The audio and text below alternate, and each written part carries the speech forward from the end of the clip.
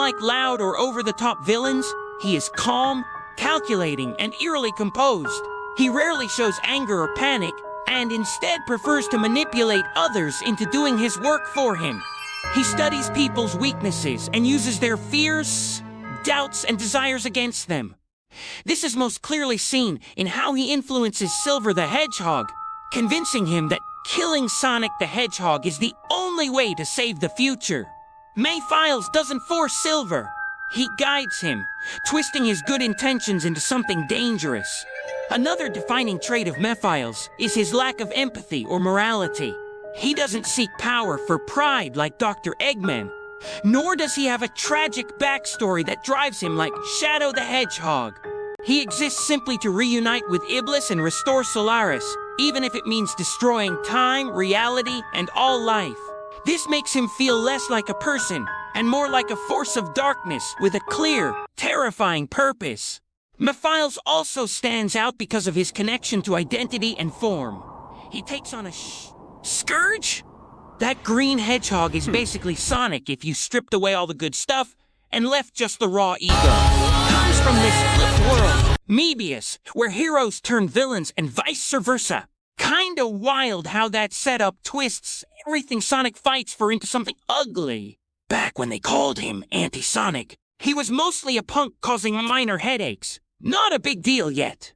But then he grabs some real power, ditches the old name, and boom, turns into this full-on menace. More cocky, way more brutal. The guy starts seeing himself not just as Sonic's rival, but as the one who should run the show, bossing everyone around.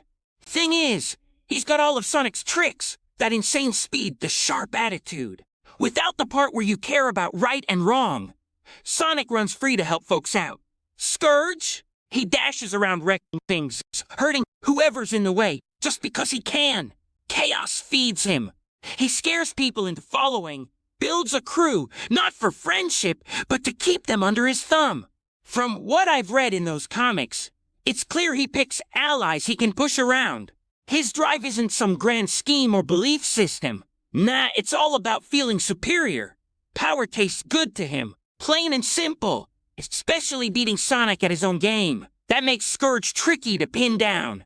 Half the time, he's acting on a whim, puffed up with pride, needing to show who's top dog. No real plan, just that urge to dominate. But dig a little, and you see the cracks?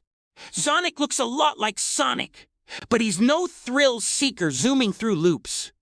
From what I've seen in those Archie comics, this guy's the multiverse's watchdog. He polices zones, parallel worlds, basically, to keep everything from tipping into chaos. Duty drives him, not some wild chase for fun. Sonic jumps on gut feelings and fights for what's right in the moment. Zonic? He sticks to rules that hold the whole setup together. Disturbances between dimensions pull him in, and he steps up only when the scales wobble bad enough to risk everything. The real kick comes from how he stacks up against guys like Scourge. That green hedgehog's all about wrecking things for his own gain. Pure mess. Zonic flips it. He's order personified, structured and steady. No grabs for power. He hangs back unless lines get crossed. The kind that ripple out to screw over realities. Quiet pro, that's him. Acts when he has to, not a second sooner. Calm fits him like a glove. Observant, too, always scanning for the fallout others miss. Distant vibe? Sure. But it's not ice, just him weighing the big view, beyond one world or crew. Decisions hit based on multiverse needs, even if it means staying out of the fray. Responsibility over heartstrings, every time.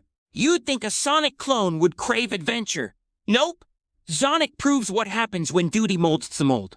Same blue look, wildly different path. Stands out sharp because of that, even if he pops up less than the stars. Kind of makes you wonder, Manic and Sonya, those hedgehog siblings from Sonic Underground, ended up worlds apart from Sonic right after they were born. Separated early on, their upbringings carved out totally different vibes for each of them. Take Manic. Try not to be late. He hit the streets young, scraping by in tough spots that turned him sharp and quick on his feet. But yeah, that life made him jump into things without much pause. Always eyeing the fast escape or whatever shortcut worked.